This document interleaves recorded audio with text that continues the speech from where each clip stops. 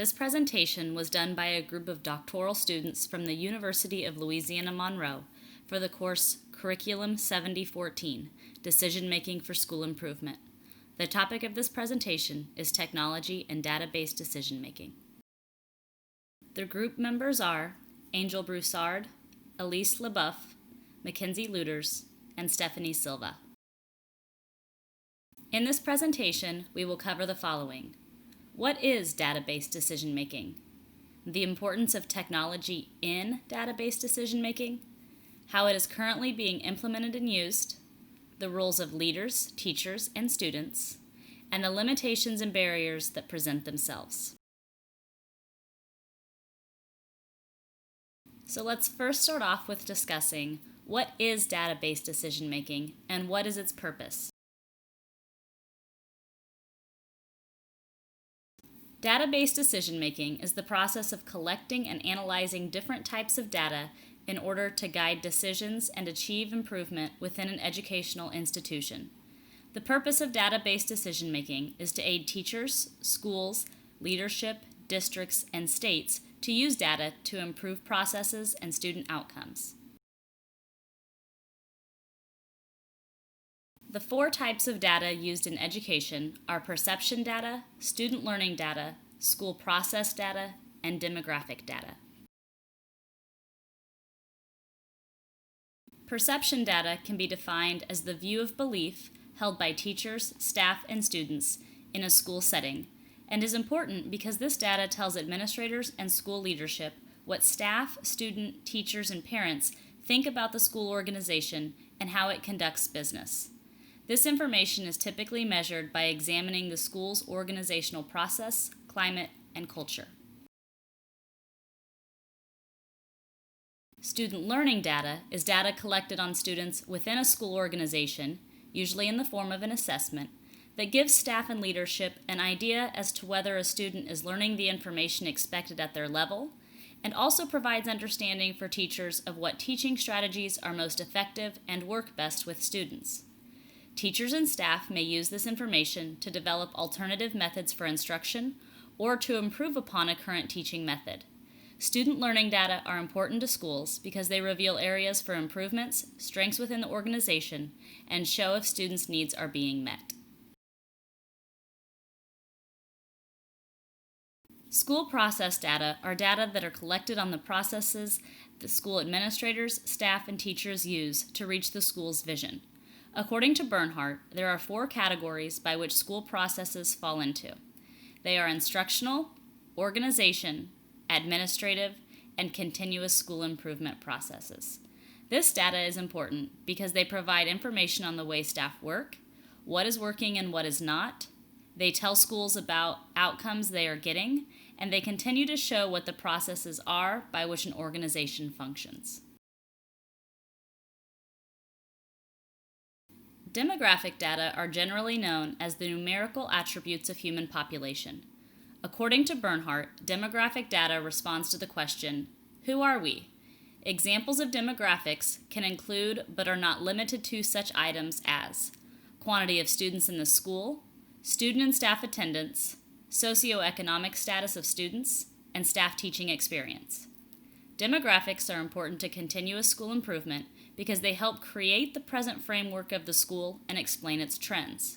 Additionally, they tell professionals and leadership about the relationship between all parties in an academic institution. So what is the importance of technology in database decision making? One of the key reasons that technology is so beneficial in database decision making is that it assists teachers and school leaders in making the jump from the data that is typically very readily available to actually making sense of that data. Technology can help overcome cognitive dissonance that stifles the progress of educators from data collection to actually using data to inform practice by processing some of the data and providing charts and graphs that are easier for teachers to understand than raw data. Additionally, using technology in assessment allows for multiple measures that can assess concepts from different perspectives and can do so more frequently throughout the school improvement process. Finally, improvements in technology have improved means of collaborating over data at a school level, among schools, and with district supervisors. How is it implemented and being used?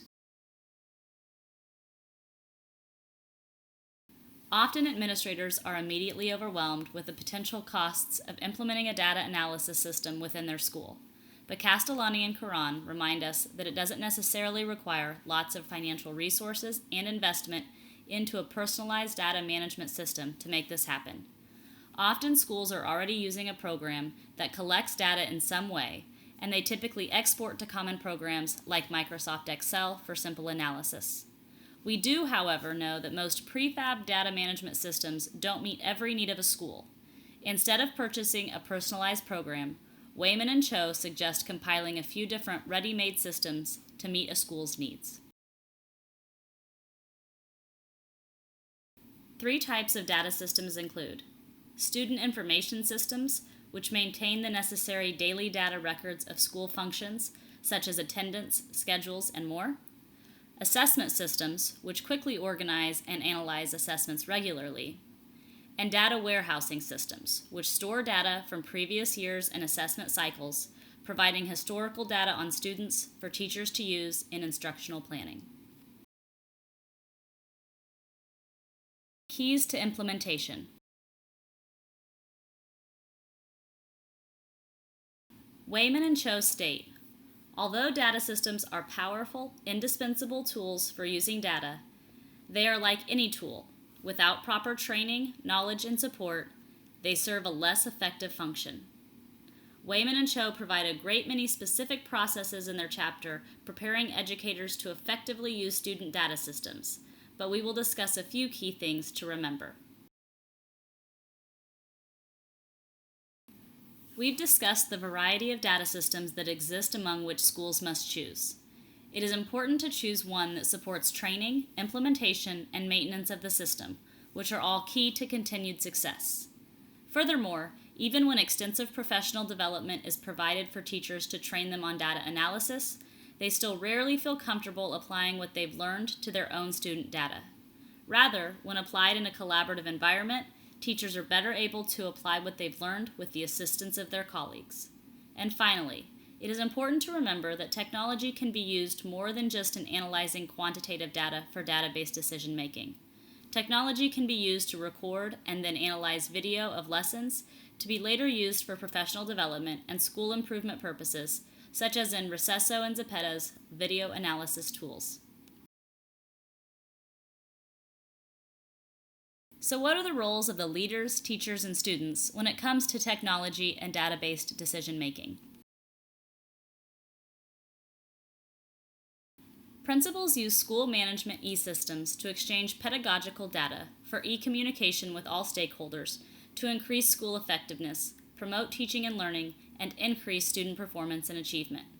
The use of video by principals aids in assessing teacher practice outside of familiar subject content. Technology also aids principals in school management, responsibility delegation, and promoting leadership among teachers. Technology such as computers, microscopes, and digital smartboards serve as instructional tools for teachers in the classroom. Student information systems can be used to track students' attendance, discipline, demographics, grades, and scheduling.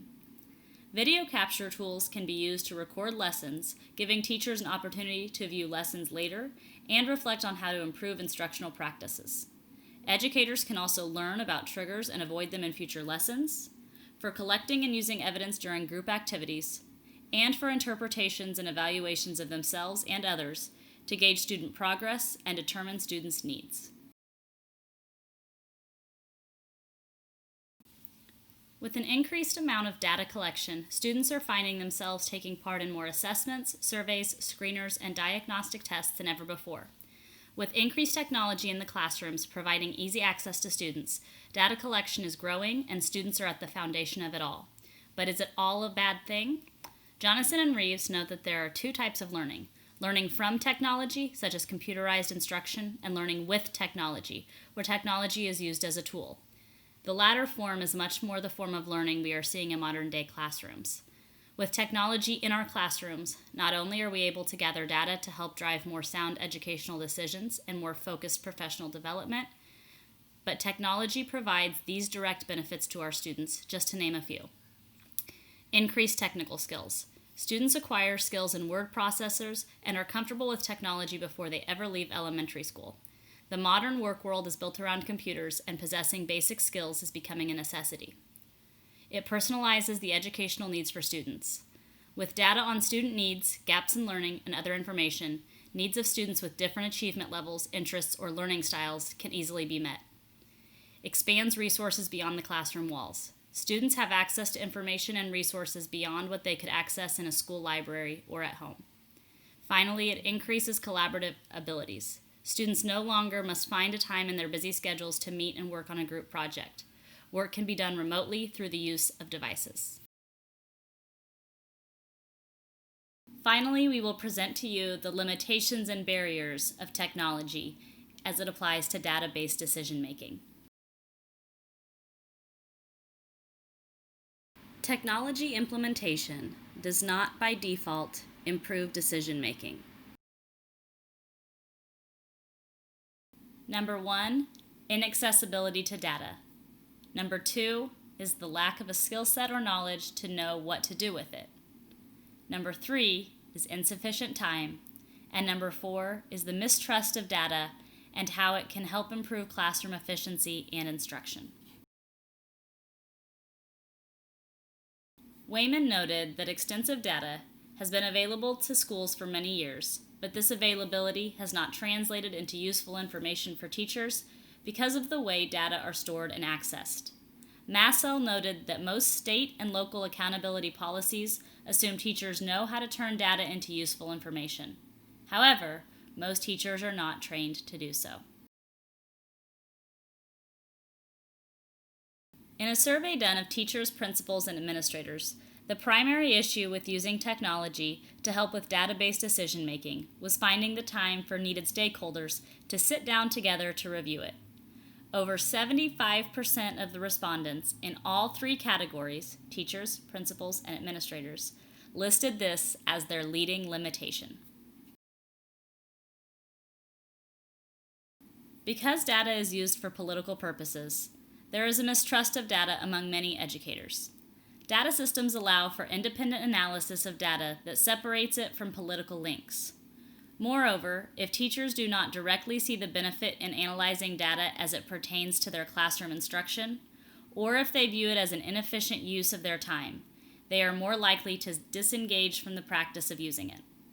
Measures should be taken to provide support and instruction on how data, used in the right context and focus, can be trusted to help student learning and serve as a time-saving tool for teachers. So what can be done to overcome these limitations and barriers? In a report done by the Center for American Progress, 5 alternative and innovative schedules for the school day are given, showing how more time can be made in the workday for collaboration among teachers and for data analysis. Once structured time is set aside, professional learning communities should be established, and professional development should be devoted to focused efforts on data use, analysis, and developing the skills that teachers need to navigate through data information systems, results of assessments, and any other relevant data that would help in making data-based decisions. It should be noted that there should be continual training as data systems evolve and new teachers enter the district without any prior training or exposure. Finally, due to the increased focus of technology and data-based decision-making in our schools, it has been highly suggested that pre-service teachers should be required to take a course that would train them in the basics of data and assessment literacy. Though data systems vary by district, having a foundation of knowledge would prove beneficial as they embark on their careers in education.